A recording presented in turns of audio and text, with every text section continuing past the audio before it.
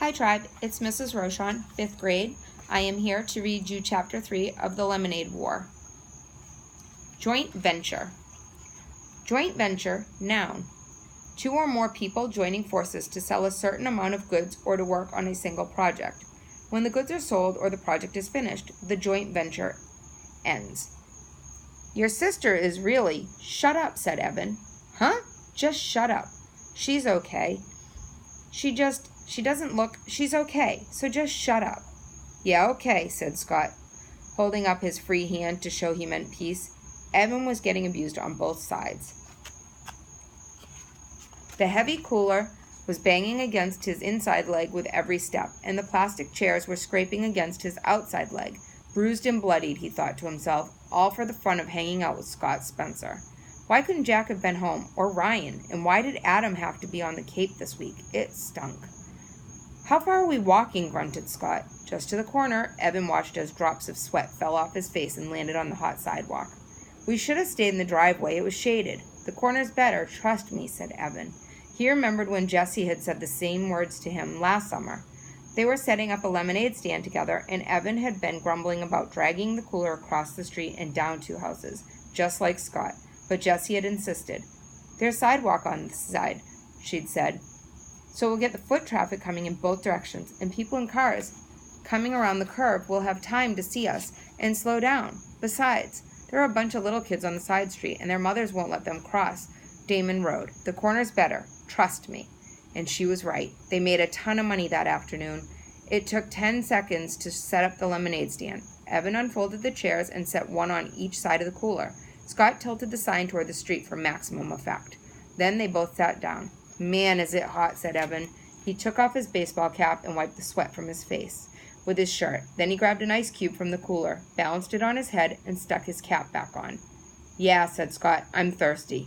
He reached into the paper bag and pulled out a cup. It was one of those large red plastic cups that vendors use at professional baseball games. Then Scott took one of the pitchers from the cooler and filled the cup to the brim with lemonade. Hey, not so much, said Evan, pouring himself a cup too, but only part way.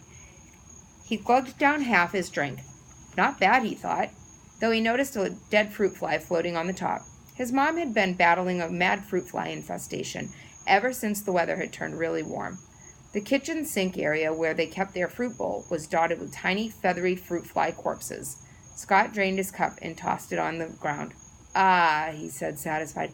That was good. I'm going to have another. Evan reached for the trashed cup and stowed it under his seat. Nah, come on, Scott. You're going to drink all our profits if you do that. He stretched his legs out by putting his feet on top of the cooler. Just chill. I'm going to chill by having another cup, said Scott. And there it was. That mean bite in Scott's voice. Evan's shoulders tensed up. Move your feet, said Scott. It's hot out here. Dude, you're... Evan sat up expectantly and looked down the street. Hey, here comes our first customer. A mother pushing a double stroller came into view. At the same time, one of the kindergartners from down the street rode her bike up, noticed the sign, and quickly pedaled back to her house. Within 5 minutes, there was a small crowd of neighborhood kids and pedestrians buying lemonade from the stand. Evan let Scott handle all the money while he took care of the pouring and the sweet talk. That's what his mother called it when a salesperson chatted her up. Trust me, she had once told Evan and Jessie, buying something is only half about getting something. The other half is all about human contact. Mrs. Tresky knew about these things because she was a public relations consultant. She even written a booklet called 10 Bright Ideas to Light Up Your Sales for one of her clients. And Evan was like her. He was good at talking with people, even grown-ups. It was easy for him, so he kept the conversation flowing along with the lemonade. People hung around, most of them a second cup before they left. Evan was so busy he almost didn't notice Jessie flying out of the garage on her bike and riding down the street towards town. Good riddance, he thought, but at the same time he wondered where she was going. During a lull in business, Evan walked all around the stand, picking up the discarded plastic cups. Scott sat in his chair, jingling the coins in his pocket. Man, we are going to be so rich, said Scott. I bet we made $5 already. I bet we made 10. How much do you think we made? Evan shrugged. He looked at the stack of used cups in his hand and counted the rims. 14. They had sold 14 cups so far, and each cup of lemonade cost 50 cents.